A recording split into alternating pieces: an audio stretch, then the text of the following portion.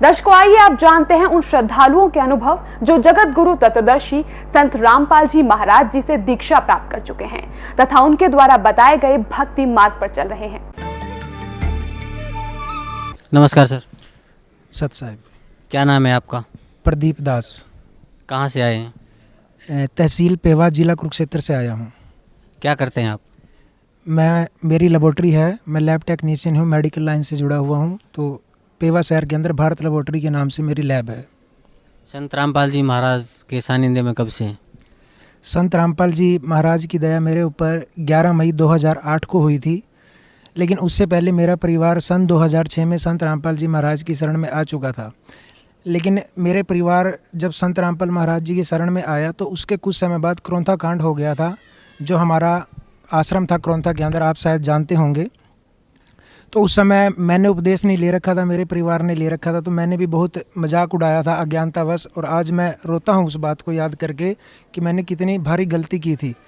तो लेकिन फिर भी मेरे घर में परमात्मा की, संत रामपाल जी महाराज की जोत लगती थी, संध्या आरती नित्य नम रामायणी चलती थी, सत्संग भी चलता था। मेरे भाई बहन मेरे से छोटे हैं, उन्होंने उपदेश ले लिया था मेरे से पहले ही, तो मैं उनका भी मजाक उड़ाता था। मेरे से काफ़ी छोटे हैं, लगभग 7-8 साल छोटे हैं वो।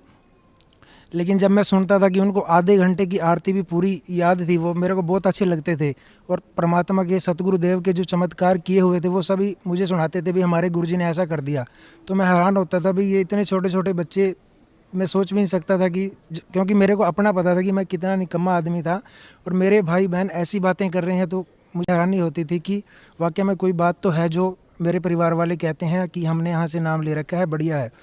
तो इसी दौरान हमारे गुरुदेव को इन नकली संतों और महंतों के कारण हरियाणा सरकार ने रोहतक जेल में रखा लगभग 2 साल के लिए।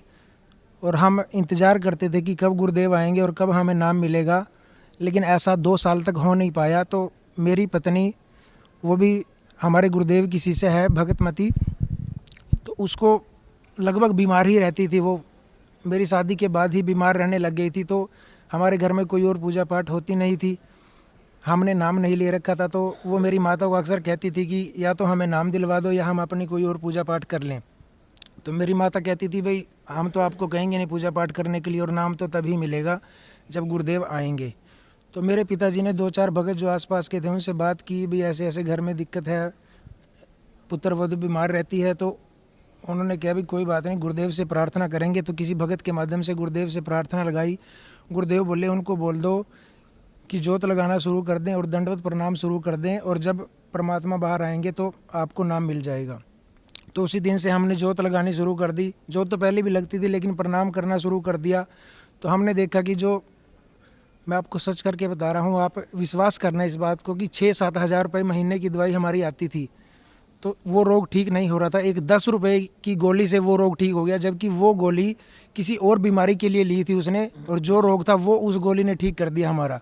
तो मेरा विश्वास परमात्मा की तरफ पूरा दृढ़ हो गया कि ऐसा परमात्मा कर सकते हैं, जबकि हमने नाम भी नहीं लिया। तो नाम लेने के बाद कितने सुख होंगे हमारे घर में। तो सन 2008 11 मई को गुरुदेव के आने के 10-12 दिन बाद हमने उपदेश लिया। जो हम परिवार के 3 सदस्य रह रहे थे, हमने सभी ने उपदेश ले लिया।